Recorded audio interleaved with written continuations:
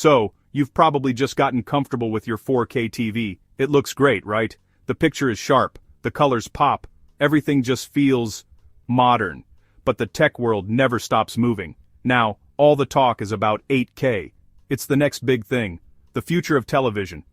Ads promise an almost impossibly crisp, lifelike image. This inevitably leads to a simple but really important question. Is it actually time to upgrade? We've barely finished moving our entire media ecosystem over to 4K. Now, 8K is knocking on the door, promising 4 times the detail. But can your eyes even see that difference? Let's break it down in plain language and figure it out. Before we get into the weeds, if you find this helpful, hit like and subscribe. It really helps us out.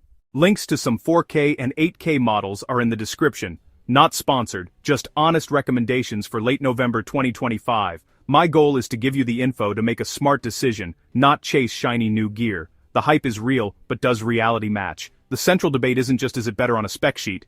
It is, objectively. The real debate, does that technical superiority translate into a meaningful, visible improvement for average living rooms? We're talking about a significant price jump. What are you actually getting for that extra money? Revolutionary leap like SD to HD, or an incremental step? Something only a video file with a specific setup truly appreciates. That's the core of what we'll explore. Let's set the scene. Today is November 4th, 2025. The TV market is saturated with incredible 4K OLED options, mini LED options. They offer stunning contrast, vibrant colors.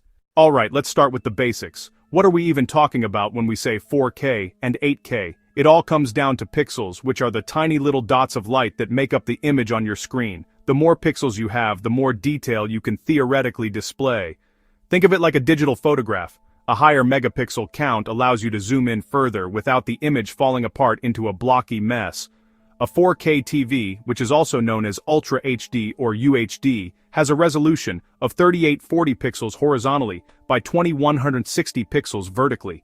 If you do the math, that comes out to just over 8.3 million pixels in total. That's a lot of pixels, and it's why 4K looks so much sharper than old 1080p Full HD, which had only about 2 million. Now let's talk about 8K. As the name suggests, it takes things to a whole new level. An 8K TV has a resolution of 7680 pixels horizontally by 4320 pixels vertically. When you multiply those numbers, you get a staggering total of about 33.2 million pixels. It has 4 times the number of pixels. This brings us to the most critical part of the entire 8K debate, human vision. Your eyes have a finite resolution. There is a physical limit to the amount of detail you can perceive from a certain distance. This is where the concepts of viewing distance and screen size become incredibly important. For most people, in a typical living room setup, the answer to whether you can tell the difference between 4K and 8K is, frankly, no. If you are sitting the average 8 to 10 feet away from your television, your eyes simply aren't capable of resolving the extra detail that 8K provides. Imagine you're looking at a 65-inch TV from about 9 feet away. The detail provided by a 4K resolution is already at or very close to the limit of what 20/20 vision can distinguish. From that same 9-foot distance, the difference becomes practically imperceptible. The answer is twofold. Either you need a very, very large screen. At that scale, 4K pixels can become noticeable, especially if you're sitting relatively close. The other scenario is using the display like a computer monitor, sitting only a few feet away. But for the vast majority of consumer living rooms, that's just not how we watch TV. In that context, the law of diminishing returns hits 8K resolution hard. A high-quality 4K TV already looks incredibly sharp. Better contrast with OLED or mini LED backlights. Higher peak brightness for HDR highlights. Wider color gamuts. Even if you have the perfect setup, a giant 85-inch screen, and you sit close enough to count every one of those 33 million pixels, you immediately run into the next, and arguably biggest problem, the severe lack of native 8K content. A screen can only display the information it's given. So, what can you actually watch in true native 8K right now in late 2025? The answer is, not much. There is a genuine content desert out there. YouTube is probably the single largest source for 8K video tech demos, nature documentaries, cityscapes. It's cool to look at, but it's not the movie you want to watch on a Friday night. Major streaming services have been incredibly slow to adopt 8K. Netflix, Disney+, Max, Amazon Prime Video. 8K files are massive. Streaming them requires a huge amount of bandwidth and robust server infrastructure.